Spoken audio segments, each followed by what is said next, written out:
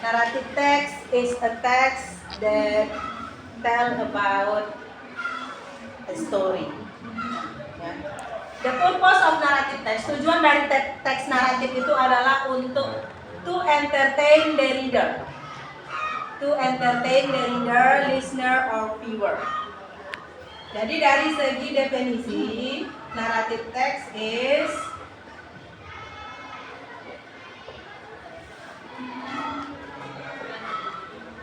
a text that tells the story about imaginative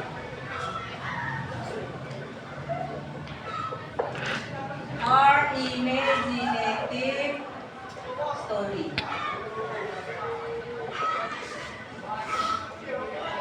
Jadi naratif teks itu adalah cerita imajinasi, cerita khayalan. Tujuannya untuk apa? Tujuannya untuk menghibur, to entertain.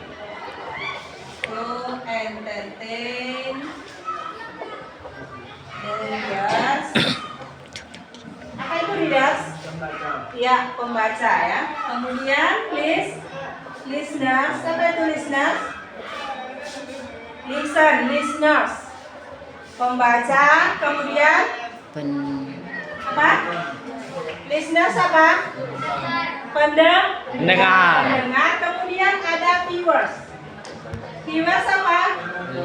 Viewers. Melihat atau penonton. Pemirsa. Ya. Jadi viewer boleh penonton, boleh pemirsa. Jadi kalau sebuah teks naratif ini disajikan dalam satu bentuk bacaan, maka yang terhibur di sana adalah readers, pembaca. Nah, jika naratif teks ini disajikan dalam bentuk storytelling, tahu storytelling? Cerita yang disampaikan melalui lisan. Maka di sana penikmatnya adalah listener, pendengar. Misalnya ibu berdiri di sini mendongeng, maka kamu itu adalah listener, ya, pendengar. Nah, jika dia disajikan dalam bentuk sebuah video atau dalam bentuk sebuah film, maka naratif teks ini ditujukan untuk menghibur viewers. Viewers itu adalah penonton atau pemirsa, ya. Jadi tujuannya to entertain, untuk menghibur. Ya. Selanjutnya naratif teks ini mempunyai yang namanya struktur atau yang disebut dengan generic structure. Ada yang tahu berapa generic structure dari naratif teks? Ada 3 macam. Yang pertama apa? Yes, orientation. The second is, yang kedua adalah complication.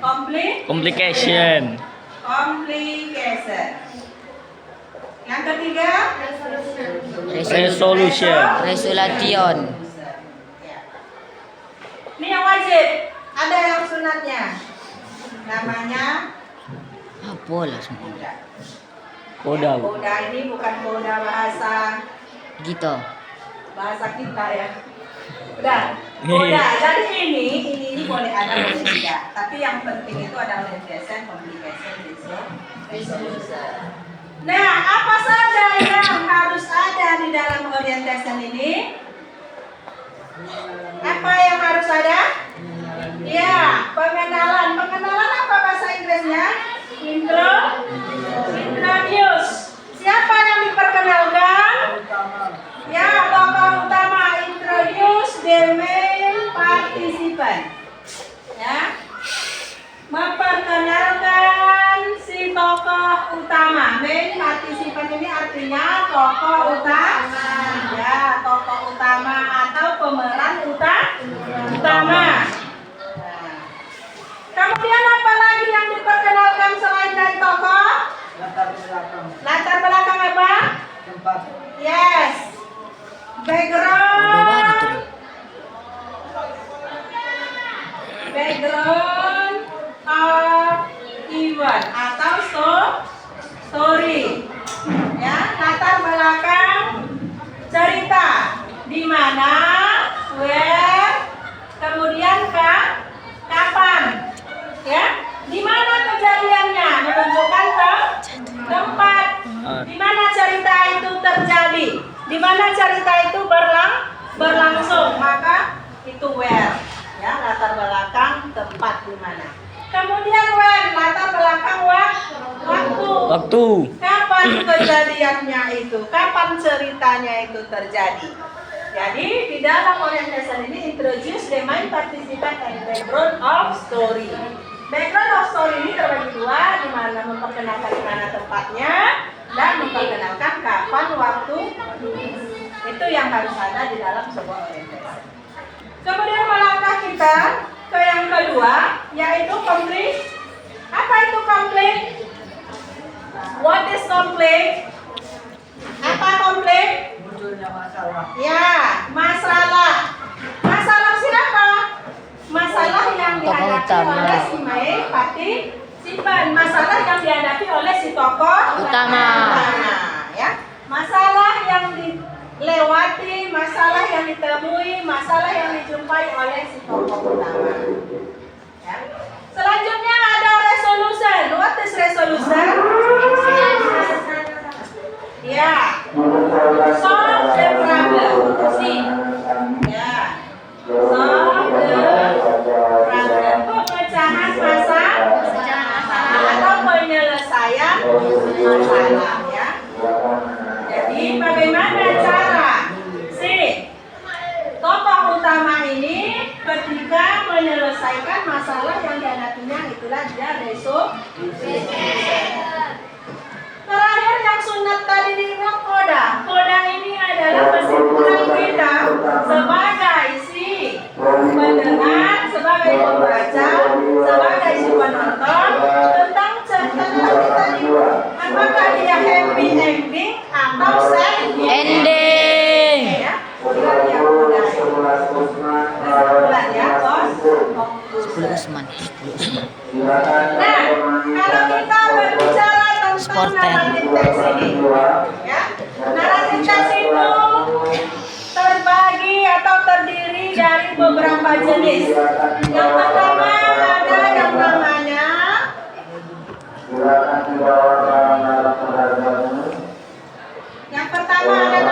fairy tale. Apa itu fairy tale? Ada yang tahu? Apa itu fairy tale? Apa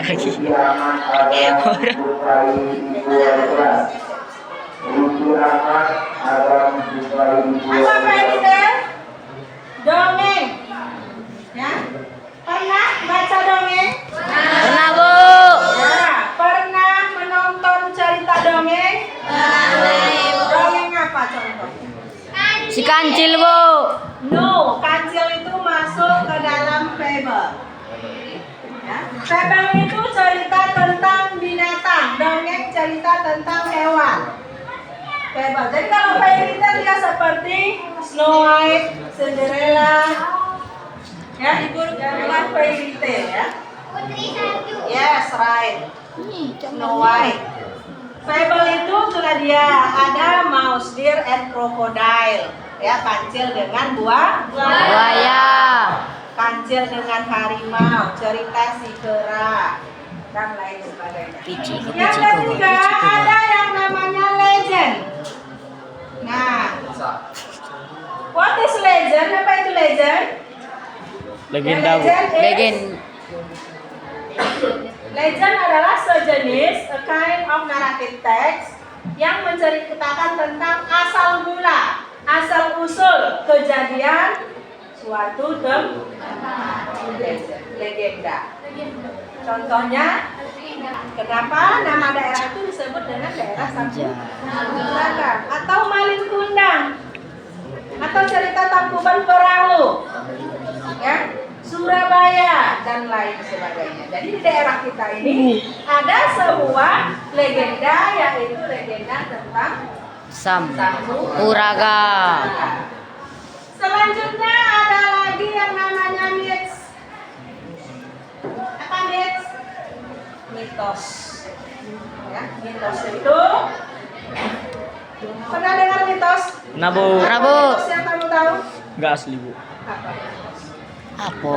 Kalau duduk di atas bantal nanti bisulan. Mitos itu kan? Ya, Bu. Jangan payungan di dalam rumah nanti disambar petir. Hah? Ya kan? Mitos itu kan? Ya, Bu. Iya, Kita berpayung di depan di dalam rumah tidak disambar petir ya. Iya, Bu. Sering kamu duduk di bantal bisulan pantat muka. Enggak, Bu. Ya, berarti itu namanya Mitos.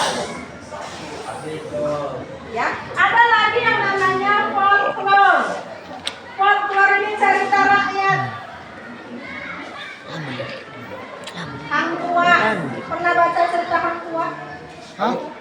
Cerita hang tua. Hang tua. Ini nggak pernah baca ini berarti ya. Namanya aja mesti heran kan. Kahang. Tua. Hang tua. Nanti kamu cari di Google. Baca cerita si hang tua ini biar tahu. Baik, nah sekarang konsepnya ke naratif teks kita di kelas 10 ini yaitu legend. Ya. Jadi kalau cerita fairy tale, fable ini perlu kamu pelajari sewaktu kamu di MTS mungkin atau di SMP, ya. Naratif teks. Nah sekarang kita di kelas 10 naratif teksnya terfokus kepada yang namanya legend. Asal mula kejadian suatu peristiwa. Nah, di tempat kita ini ada sebuah kejadian tentang Sampuraga. Pernah baca cerita Sampuraga? Nah, Bu. Di mana lokasi Sampuraga tersebut berada? Mandailing Natal. Mandailing Natal. Di mana? Mandailing Natal kan luas. Penabungan, Bu. Penabungan di mananya lagi? Masuk dalam. Masuk dalam kemananya lagi? Harus jelas spesifik ya. Di daerah apa nama tempatnya? Purba Baru. Bidoli itu dia merantau ke Bidoli dia ya kan? Purba Baru. Apa nama kampungnya? Purba Baru. SP3, Bu. Pernah ke sana? SP3. Ya. Sirambas ya. Rambas, Dia Bu. di desa Sirambas. Jadi si Sampuraga ini live with Ermada tinggal dengan ibunya. Ibunya itu seorang janda. Ayahnya kita nggak tahu entah meninggal, entah berpisah, tidak jelas ceritanya. Ya, Bu. Nah, dari cerita tersebut tadi kita tahu bahwanya si Sampuraga itu merantau. Ya, dia pergi merantau ke Bidoli. Siapa yang pernah ke Sirambas? Ada? Ada yang datang? Belum lihat, siapa lagi? Nggak ada? Sampuraga. Sampuraga, ya, Bu. Laila pernah? Yang lainnya nggak pernah ke Sampuraga? Pernah, Bu. Libur semester kamu bisa pergi ke Allah. Ibu dulu pernah pergi ke sana, tapi waktu itu dia itu masih jalan tikus. Kok jalan tikus? Tikus, Bu. Masih jalan ke sawah, rumputnya setinggi-tinggi ini Oh. berjalanlah kami dari kampung itu ke dalam dengan becek-becek, suasana sawah. Waktu itu ibu kelas 2 kalau nggak salah. Kami pergi rombongan dari sekolah. Jadi di sana itu belum dibangun. Kalau sekarang udah dibangun dan masuk aja ke sana, udah lebih gampang aksesnya ya.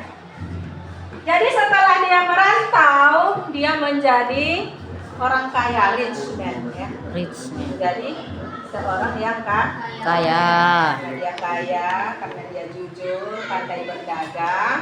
Akhirnya bosnya itu ya ingin menjodohkannya dengan Putrinya. his daughter. Merchant apa arti merchant? Mercedes. Pedagang kan? Pedagang. Dagang, Bu. Daughter. Putri si pedang. Jadi dia anggota si bapak ini, bosnya. Jadi dia dijodohkan. Nah setelah itu apa lagi cerita yang kamu ketahui, Royhan? Lin Kundang. Hah? Ini dijodoh. Ini dijodohkan si Macan ini dijodohkan putrinya dengan si Sampuraga. Raga. Nah, apalagi peristiwa setelah itu? Apalagi peristiwa setelah itu? Sampuraga pergi ke kampungnya balik. Ya. Mendengar Dikutuk, Bu. berita pernikahan si Sampuraga. Ya, berjalanlah ibunya menuju ke kota. Ya, sampailah di tempat pesta. Di sana orang lagi masak-masak, lagi sibuk. Ada yang menggoreng ayam, ada yang masak daging kerbau, ya kan? Ibu. Ada yang memasak nasi, ada yang menyanyi-nyanyi. Ya, kamu bayangkanlah bagaimana suasana pesta di kampungmu. Itulah kira-kira ya. Kemudian si ibu tadi menanyakan perihal si anaknya Sampuraga. Jadi orang-orang sekitar tidak percaya bahwa itu adalah ibunya Sampuraga. Mana mungkin dia kan seorang yang pemuda kaya mempunyai ibu dengan baju compang-camping. Kalau bahasa kampungnya bertumbok-tumbok. Tumbuk-tumbuk. Tahu bertumbok? Tahu, Bu. Nah, bertempel-tempel bajunya koyak. Koyak. Kan? Dijetkannya kain lain untuk menempelnya. Pernah kau pakai baju kayak gitu? Pernah, Bu. Nah, berarti hidupmu sekarang sudah mantap. Ya kan? Tidak pernah lagi pakai baju yang namanya baju bertumbok. Bertumbok. Baju compang-camping. Camping. Ya. Nah, karena dia tidak diterima oleh orang-orang yang di pesta, dia langsung menuju ke tempat pelaminan di sana yang ada si pengantinnya di sana. Dilihatnya si pengantin prianya itu memang anaknya. Lalu dia memanggil anaknya tadi, Sampuraga, aku ini ibumu. Ya, Sampuraga menolak karena dia merasa malu.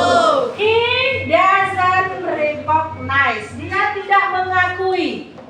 Adanya Tuhan. Ya, dia tidak mengakui kalau itu adalah ibunya. Dia sangat shock. Dia sangat malu. Shock tahu shock? Bukan shock. Sok. Shock itu Shock rate. terkejut batin ya kan? Kaget, sangat kaget. Kaget. Shock. Sampai dia Mustahil. hampir tidak dapat berkata-kata lagi karena shock.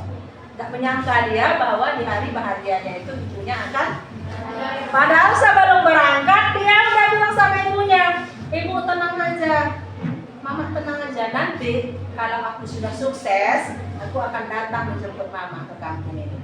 Ternyata he forget, ya, dia lupa, he forgets his promise, dia melupakan janjinya untuk menjemput ibunya. Tadi dia lupa. Bahkan ketika ibunya datang dia tidak mengakuinya. Kuinya. Dia menyuruh para Jurit. anggotanya untuk mengusir ibunya tadi. Ditendanglah, ditolakkanlah, diseretlah, dipukullah, Dihempas. Dicaci maki. ya, dicaci maki. Dihempas. Ya. Sehingga menimbulkan rasa sakit di dalam hati ibunya. Karena dia merasa sangat sakit, kemudian dia berdoa, ya Allah, ya Tuhanku, jika benar si Sampuraga itu adalah anakku dan yang aku besarkan dengan air suciku, maka berilah dia hukuman. Nah, hati-hati, kalau orang tuamu sudah seperti itu, maka alamat hidupmu di ujung tanduk.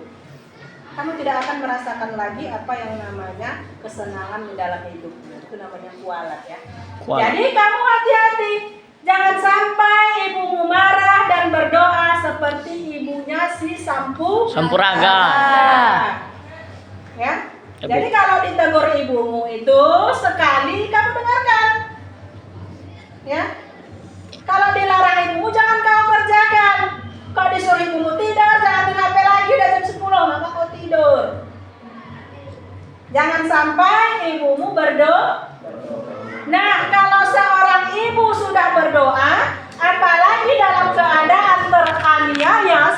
ibunya si Sampuraga, maka hukuman dari Allah itu akan segera tiba.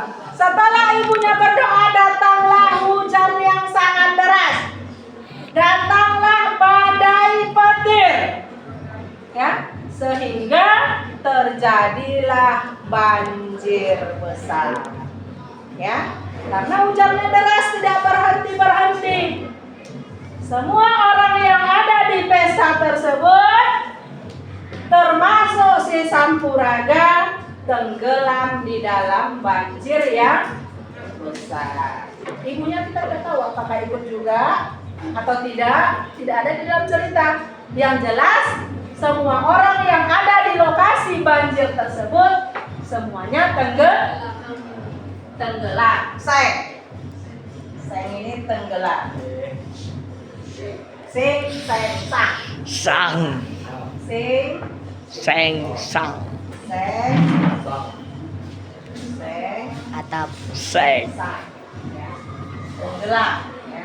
Semua orang yang ada di pesta tersebut akhirnya Tenggelam. Tenggelam.